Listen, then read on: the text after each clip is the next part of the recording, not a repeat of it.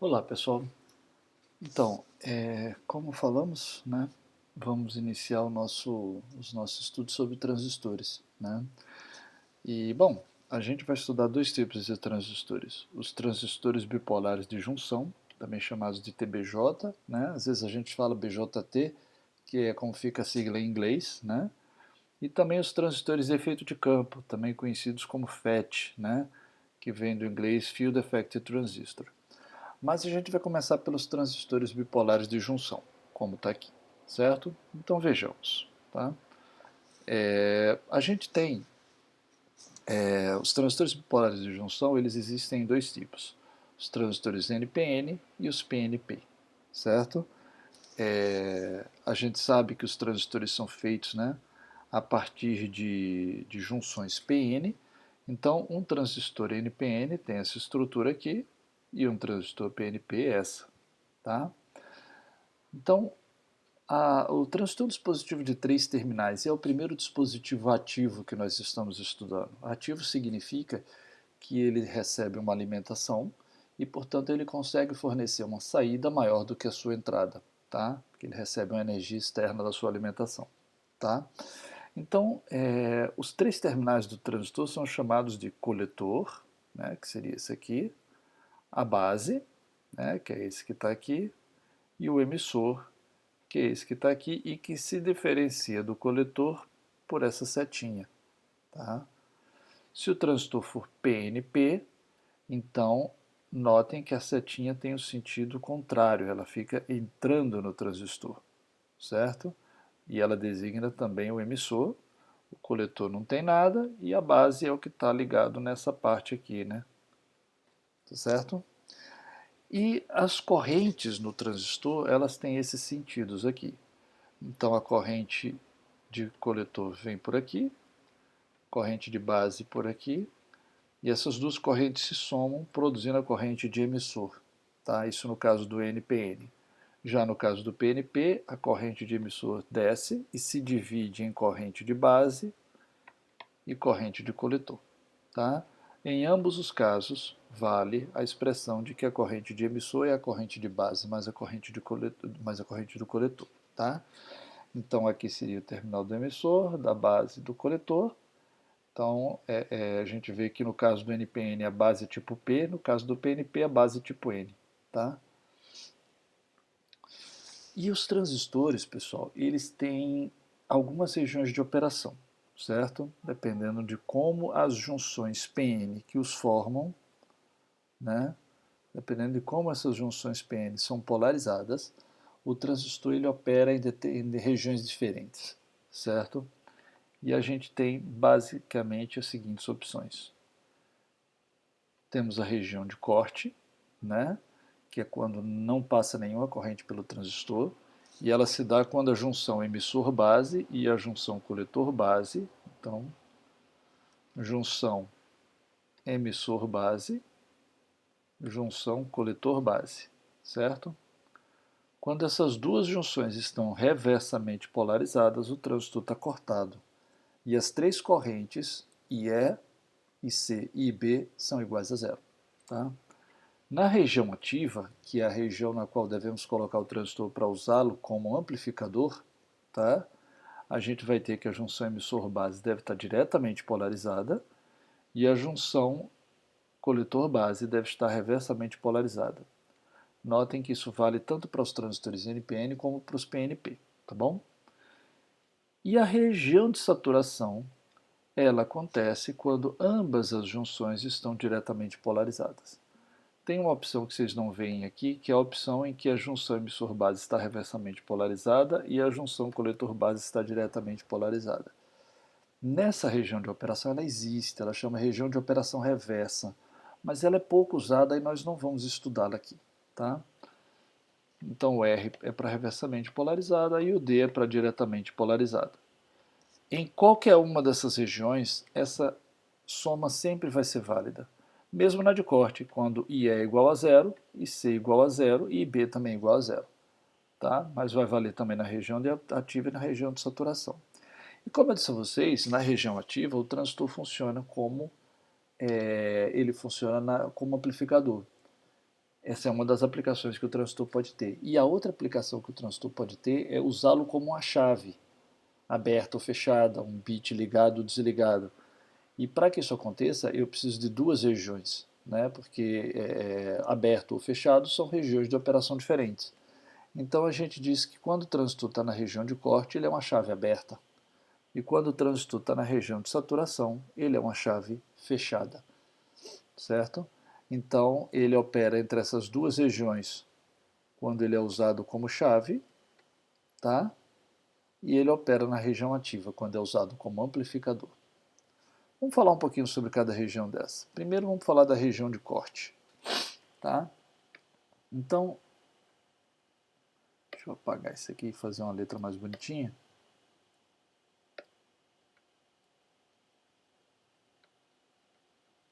Melhorou. Então, na região de corte, como eu disse a vocês, as três correntes são iguais a zero. Não tem nenhuma corrente passando pelo transistor e ele está cortado, tá? E como eu falei, apesar das três serem iguais a zero, é óbvio que isso se sustenta, porque eu vou ter zero igual a zero mais zero, tá? Na região ativa, aí eu tenho uma característica diferente. A corrente IC vai ser dada por IS, é elevado a VBE sobre VT. Notem que essa é praticamente a equação do diodo. Se vocês lembrarem, né, ID era igual a IS, é elevado a VD sobre N VT. A única questão é que aqui agora o N é igual a 1. Né? O N é igual a 1. E aqui, ao invés de ser a corrente pelo diodo, é a corrente no coletor. Então, a corrente C vai ser igual a IS. IS é a mesma corrente de saturação ou de escala do diodo. Tá? Igual a VBE, que é a tensão em cima da junção PN, que no caso é a tensão entre a base e o emissor, que tem que estar diretamente polarizada na região ativa, né? Dividido por VT, que é a tensão térmica, que a gente normalmente usa 25 mV. Tá? E na região ativa vale a seguinte expressão, que a corrente de coletor é beta vezes a corrente de base. Então, beta é como se fosse um ganho de corrente, certo? E para transistores de sinal, o beta normalmente é maior do que 100, tá? Então a gente vai ter betas de 150, 270, 400, depende do transistor. Já para transistores de potência, o beta é menor, né? 50, 30 e tal, transistores que trabalham com potências muito elevadas, correntes muito grandes. O beta também costuma ser menor para transistores PNP em relação a transistores NPN. Então, na região ativa, também vale essa expressão, igual a IC mais IB, tá? Sendo que, né, o valor de E, no lugar de IC, eu posso escrever beta IB, porque eu uso essa expressão aqui, mais IB. Então, daí eu posso escrever que E vai ser igual a beta mais 1 IB. E eu tenho uma outra identidade semelhante a essa, que relaciona agora a corrente de emissor com a corrente de base. Tá? Voltando mais uma vez para aquela expressão original, né, que é igual a IC mais IB, né, tá bem falhado isso aqui escritinho, deixa eu fazer de novo.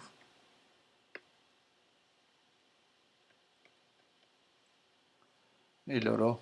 Então eu vou ter o seguinte, que IE vai ser igual a IC, no lugar de IB, eu vou jogar o beta para cá dividindo e vou botar IC sobre beta. Tá? Daí eu posso escrever o seguinte, botando o IC em evidência, né, eu posso dizer que E vai ser igual a beta mais 1 sobre beta IC. Ou, jogando isso para o lado de cá, para o lado de lá, né, eu posso ter que IC vai ser igual a beta sobre beta mais 1 e E. E para essa expressão a gente tem um nome, a gente chama de alfa. Né? Então, alfa é igual a beta sobre beta mais 1. Como beta normalmente é grande, tá? A maioria das vezes vai ser maior que 100, é muito frequentemente a gente poder fazer a aproximação de alfa ser aproximadamente igual a 1. Tá? Então eu posso dizer que C é igual a beta e B e C igual a alfa e E. Isso são as expressões que são válidas apenas na região ativa. Tá bom? Agora vamos ver a região de saturação. Na região de saturação, essas identidades que a gente viu para a região ativa, elas não são válidas. A única que se sustenta é essa, IC, e é igual a IC mais IB. Tá? Então, a gente pode, né, pegando um circuitinho aqui com o transistor, a gente pode entender um pouquinho melhor como é que essa coisa funciona. Veja bem, né, vamos supor que eu coloquei aqui nesse circuito, tá, o VCC igual a 5 volts. Aqui na base eu botei uma tensão VB, que é uma fonte de tensão variável, DC. Tenho aqui uma resistência de base que eu chamei RB e conectei terra no emissor. Tá? E a tensão daqui para aqui é a chamada tensão VCE, tensão entre coletor e emissor. E a gente vai dizer que a tensão VC é igual a VO, que é a tensão de saída. E aqui a gente vai desenhar um gráfico VI por VO, certo? Então vamos supor que inicialmente, né, o meu VI seja igual a 0 volt. Então quando eu tenho o meu VI igual a 0 volt, o que é que acontece aqui? Veja, eu tenho 0 do lado de cá, 0 do lado de cá. Obviamente que essa junção PN que eu tenho aqui não tem como estar diretamente polarizada. Então ela está reversamente polarizada. Se ela está reversamente polarizada, essa também vai estar reversamente polarizada e o transistor está cortado. Se o transistor está cortado, não tem corrente passando por aqui, não tem corrente passando por aqui, não tem corrente passando por aqui. Se não tem corrente passando em RC, significa que eu não tenho queda de tensão em RC e a tensão VO vai ser igual a VCC e é o que eu tenho aqui. Tá? Bom, aí eu vou começar a aumentar VB. Lembra lá do diodo, do modelo da queda de tensão constante? Vamos assumir ele aqui de novo. Vamos assumir que essa junção vai ficar reversamente polarizada até eu atingir a tensão de 0,7 volts. Então, quando eu chegar em 0,7 volts, até eu chegar a 0,7 volts, segue tudo como está. A junção base-emissor reversamente polarizada, o transistor cortado seria uma corrente passando por ele e, portanto, a saída se mantém em 5 volts. Mas aí chega em 0,7 volts e o transistor sai da região de corte. Essa junção base-emissor se torna diretamente polarizada e começa a haver uma corrente de base IB. Aí ele sai da região de corte e entra na região ativa. E aí vai passar por aqui uma corrente que vai ser beta vezes a corrente de base, certo? E por aqui vai vir uma corrente que é o somatório das duas. À medida que eu vou aumentando a tensão, eu posso escrever aqui embaixo uma equaçãozinha. Eu posso dizer que IB vai ser igual a VB menos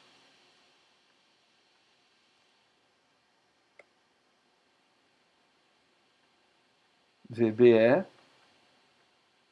sobre RB, certo? Então notem que o que vai acontecer aqui é o seguinte, à medida que eu vou aumentando o VB, a corrente B vai aumentando. À medida que a corrente B vai aumentando, a corrente IC também vai aumentando. Né? Lembre-se que IC é igual a beta IB. Tá? Então, à medida que a corrente IB vai aumentando, a tensão em cima de RC vai caindo cada vez mais. Né? Lembrem, a gente pode escrever aqui que VC vai ser igual a VCC menos RC e C.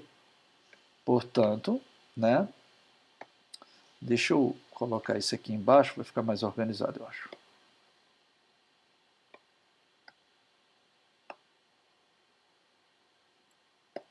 Certo? Portanto, o que vai acontecer é o seguinte, à medida que IB aumenta, IC aumenta, como IC aumenta, VC diminui, e eu começo a ter essa queda aqui. Ó. Eu começo a ter essa queda aqui. Até que vai chegar um momento que a tensão VO vai cair a um valor, certo? E digamos que aqui eu vou ter, por exemplo, aqui eu tenho mais ou menos, vamos dizer que eu tenho aqui em torno de 0,7, e aí vai chegar num ponto aqui que a tensão aqui vai cair abaixo de 0,7. Então aqui, ó, lembre que eu tenho uma junção PN aqui, ó, NPN, tá vendo? Então entre a base e o emissor, eu tenho uma junção PN, como se eu tivesse um diodinho aqui. E eu tenho um outro diodinho aqui. Esse diodinho aqui, ele já está diretamente polarizado. esse diodinho aqui está em 0,7, aqui está caindo. Quando essa tensão aqui no coletor cair o suficiente, esse diodo aqui também vai polarizar diretamente. Isso vai acontecer, a gente deveria esperar que isso acontecesse quando aqui tivesse em 0 volt, né, que eu tivesse uma queda de 0,7 daqui para aqui. Na verdade, não é bem assim. A junção coletor-base é maior, ela tem uma área de junção maior do que a junção base-emissor. Por conta disso, a tensão de polarização direta dela é menor, é em torno de 0,4 volts, entendeu? Então aqui vai polarizar diretamente em torno de 0,4 volts. Apesar de que aqui está mostrando que ele só vai entrar em saturação quando chega a zero, na prática ele vai entrar em saturação uma tensão um pouco menor, um pouco maior na verdade, talvez aqui, ó, algo aí em torno de 0,3 volts, né?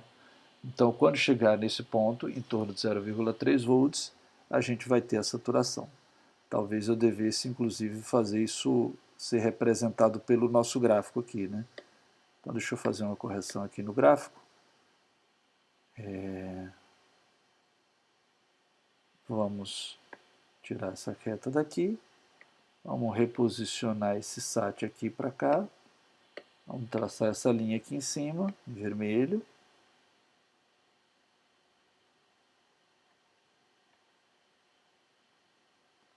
Não é aí. Está pegando ali do plano de baixo.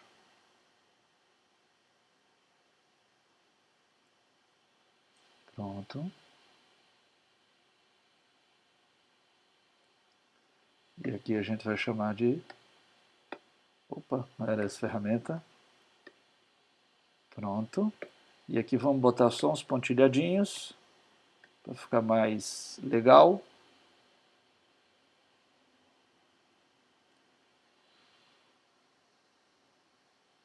Ficou meio torto não, né? Vou tentar de novo.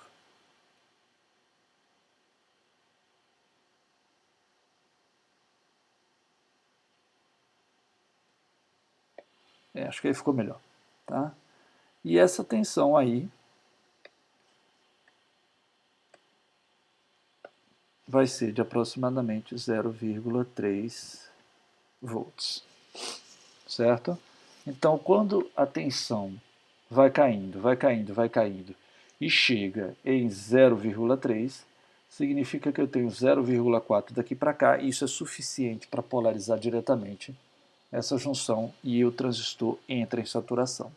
A partir desse momento, por mais que eu continue aumentando VB, certo? E a corrente B continue aumentando, o transistor satura, porque a corrente de coletor ela para de aumentar. Ela para de aumentar, então ele satura. E aí não tem mais variação no valor de VC, né? Porque IC não varia mais. E aí a gente pode calcular o que a gente chama de beta forçado, o que é isso? Se eu continuo aumentando o VB e o meu IB continua crescendo, certo? Mas o IC não muda mais, então eu posso, mantendo o IC constante, que ele não aumenta mais, e continuando a aumentar o IB, eu posso ter betas forçados.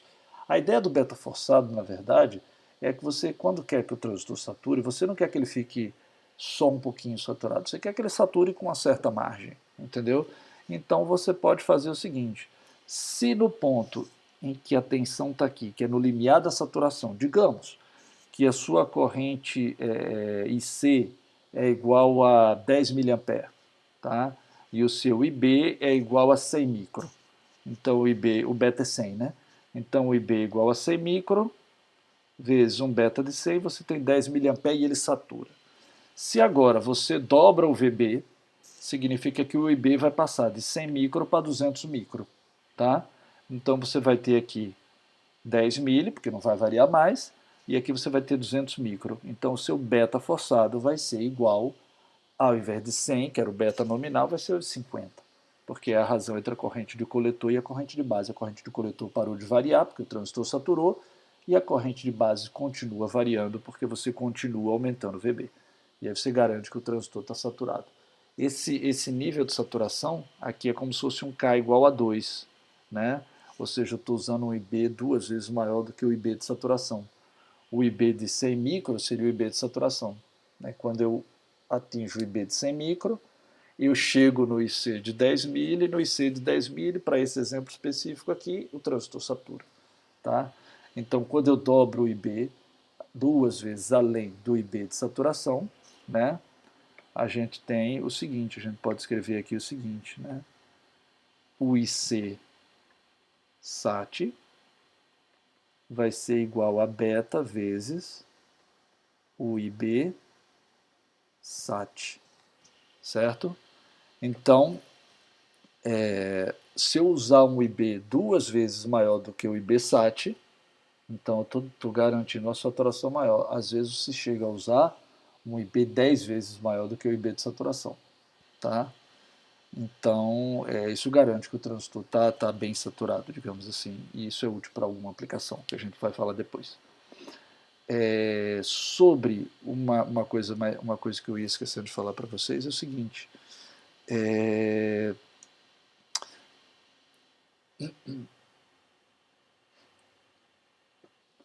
Apesar de eu ter dito a vocês, né, que quando o transistor satura a corrente de coletor não varia mais, isso não é exatamente verdade. A gente vai ver que ela sofre ainda alguma variação, mas por um motivo que a gente vai deixar para falar daqui a pouco, tá bom? Bom, vamos falar um pouco sobre modelos equivalentes, certo? Então, eu posso trocar o transistor no meu circuito por um modelo equivalente para poder fazer análise do meu circuito. Então aqui eu tenho um modelo, opa, eu não queria riscar. Aqui eu tenho um modelo que é chamado de modelo tipo T, né? Ele representa a base, o emissor e o coletor, né? Então por aqui pela base vem a corrente B, né? Eu tenho a tensão VBE representada em cima desse diodo, que está entre a base e o emissor, mas eu não tenho como desenhar o diodo, como eu estava mostrando aqui para vocês, né? Eu não posso desenhar o diodo assim. Então, ou eu boto o diodo do lado da base, ou eu boto o diodo do lado do emissor. No modelo T, a gente coloca o diodo do lado do emissor, certo? E aqui eu tenho uma fonte de corrente controlada por tensão, que é o que a gente viu aqui na região ativa, né? Se vocês olharem, ó, a corrente IC depende da tensão VBE. Essa é a grande utilidade do transistor, né? Na verdade, o transistor ele é uma fonte de corrente controlada por tensão. E o chamado efeito transistor, tá, é quando você usa a tensão entre dois terminais, no caso os terminais base e emissor, a tensão entre eles, determina a corrente pelo terceiro terminal. Então essa é a essência, o efeito transistor é uma fonte de corrente controlada por tensão. Tá? Então a gente vê isso aqui representado nessa fonte de corrente controlada por tensão, no caso controlada pela tensão VBE. Tá? Uma outra forma de representar isso é colocando aqui no lugar dessa expressão, eu posso colocar alfa e E. Né? Eu também posso colocar, né, seria a mesma coisa, beta e B. As duas opções são válidas, certo? Bom, um outro modelo de transistor que a gente pode usar é o modelo pi, que é esse que está representado aqui. Esse é o modelo pi híbrido. No modelo pi, entre a base e o emissor também existe um diodo, mas o diodo está do lado da base, diferente do modelo T que está do lado do emissor. Tá? A gente também tem aqui uma fonte de corrente controlada por tensão, certo? E aqui ele representa ela por beta e B. Ah, eu lembrei porque que eu não usei essa expressão aqui. Deixa eu apagar. É porque essa expressão é feita em função do emissor. Então ele usa alfa e E para o modelo T, porque o diodo está do lado do emissor. Né? Então a gente usa o IE como referência e o alfa e E. Já nessa aqui, como o diodo está do lado da base, a gente usa beta e B. É verdade. Tá? Mas tanto isso é verdade, como isso é verdade. Ou seja, o beta e B vale aqui e o alfa e E vale aqui. Apenas como nesse caso a gente está evidenciando o diodo do lado da base, a gente usa corrente de base aqui e B, beta e B. Como aqui a gente está colocando o diodo do lado do emissor, aqui a gente usa alfa e E. Tá? Nos dois casos vale a expressão IS igual a VBE sobre VT. Tá? E se forem transistores do tipo PNP? Bom, se forem transistores do tipo PNP, o modelo sofre uma pequena modificação, né? Veja aqui, ó, aqui eu tenho o modelo Pi, né, para o NPN, e no caso do modelo Pi para o PNP, a gente meio que desenha o emissor em cima, como se virasse, muda a direção do diodo, chama de VEB em vez de VBE, tá? Aqui deveria ter posto VEB também, então deixa eu corrigir, VEB, certo? E aqui eu também deveria ter posto VEB,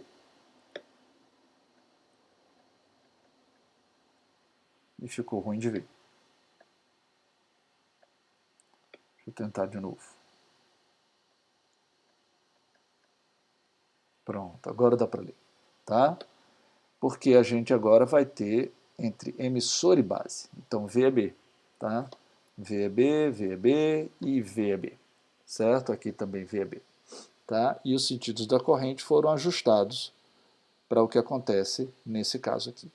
A gente tem o modelo T e o modelo Pi para o transistor PNP, certo? Bom, vamos falar da representação gráfica da característica dos TBJs, certo? Como a gente tem essa expressão para a corrente de coletor, IS e C igual a IS elevado a VB sobre VT, eu posso escrever um gráfico, né, relacionando VBE com IC, e esse gráfico vai ter esse jeitão exponencial dado por essa curva aqui. Então, em torno de 0,5 ele começa a polarizar diretamente, né? Em torno de 0,7 ele já está bem polarizado e pode continuar subindo um pouco mais, certo? É muito parecido com o do diodo. E aí vem aquela questão que eu estava falando para vocês, né? Ou seja, o transistor é uma fonte de corrente controlada por tensão. Porém, ficou tão ruim isso, né? Deixa eu tentar fazer isso aqui de outro jeito.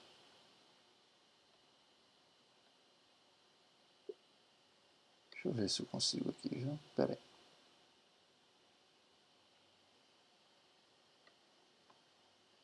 Vou dar uma pausa para poder desenhar isso direito. Pronto, né? Refiz o desenho, acho que ficou mais legal de ver, né? Então ele fala da relação entre VCE e IC. E o que nós deveríamos ter é o seguinte, né?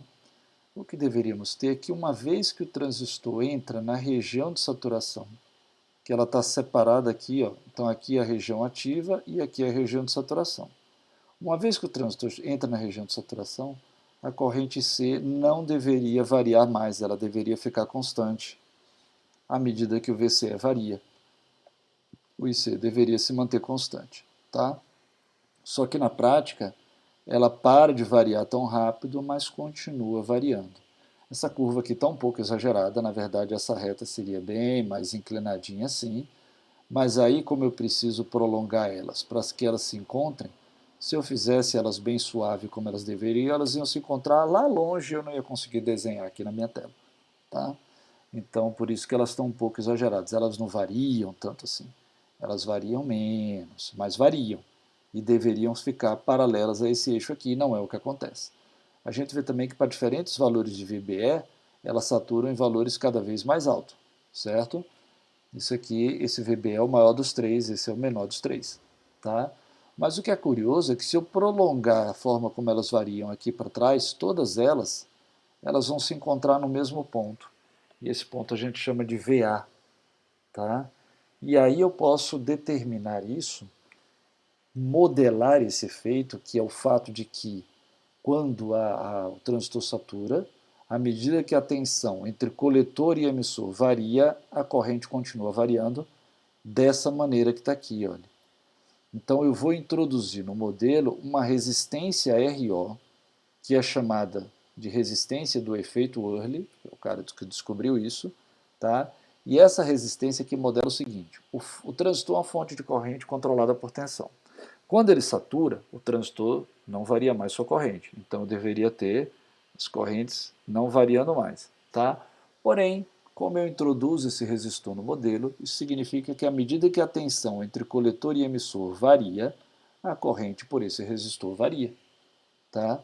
E é essa variação que vai estar modelada levemente aqui nessas expressões, que eu exagerei nessas inclinações em verde, certo? Então, isso eu introduzo essa imperfeição como uma resistência entre coletor e emissor. Na prática, isso significa que o transistor é uma fonte de corrente controlada por tensão, porém, ele é uma fonte de corrente controlada por tensão imperfeita, como qualquer fonte de corrente. As fontes de corrente não são ideais. Se elas fossem ideais, elas entregariam sempre a mesma corrente, independente da diferença de tensão entre os seus terminais. E não é isso que acontece na prática. Na prática, assim como uma fonte de tensão tem uma resistência série, que modela o fato de que quanto mais corrente você puxar, a tensão entre os terminais dela começa a cair, não deveria, se ela fosse ideal. Tá? O modelo de uma fonte de corrente, análogo de uma fonte de tensão não ideal, é você ter a fonte, ao invés de ter uma resistência em série, como no caso da tensão, você tem uma resistência em paralelo para a corrente. Tá? E isso significa que quando varia a tensão entre os terminais da fonte, varia a corrente que está passando por ela. E é isso que está modelado aqui. Tá? E essa resistência RO ela é dada pelo VA, que é esse VA que aparece aqui, que é dado no datasheet do transistor, dividido pela corrente de coletor IC. Tá? Então a gente vê que quanto maior for a corrente de coletor, né, menor vai ser o RO. Tá? E como o ideal aqui é que não existisse RO, ou seja, que ele fosse infinito, significa que quanto maior for a corrente do coletor, mais imperfeita é a minha fonte. Porque mais distante do ideal, que era ter isso aqui igual a um circuito aberto, vai ficar. Certo?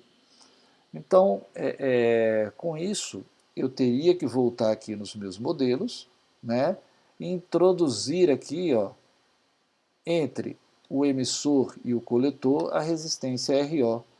Eu teria que introduzir aqui, ó, entre o coletor e o emissor, a resistência RO. Eu teria que vir aqui e introduzir entre o coletor e o emissor a resistência RO, né, aqui, ó, e aqui, ó, RO, e aqui também estaria a resistência RO, tornando os modelos mais aproximados, mais próximos da realidade. É óbvio que ainda assim são modelos aproximados, mas já introduzem uma funcionalidade mais, já modelam mais um efeito que acontece na prática. Certo? Bom, pessoal, era isso que a gente tinha para hoje, para essa primeira aula. A nossa próxima aula a gente vai falar sobre a análise de circuitos com transistores, análise DC. Tá bom? Eu agradeço a vocês pela atenção e até mais.